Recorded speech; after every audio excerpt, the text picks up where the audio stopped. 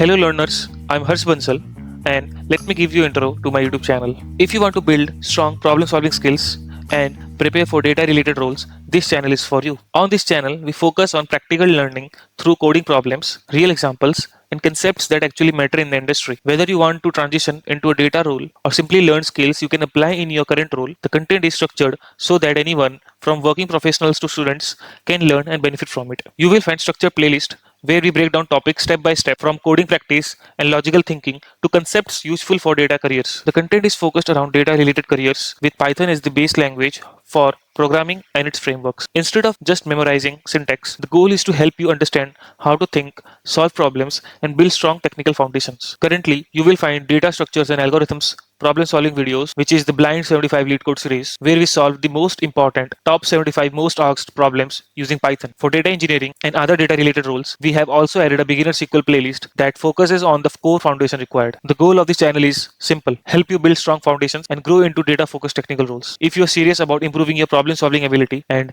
building skills for data driven careers, consider subscribing and start learning with us. Thank you.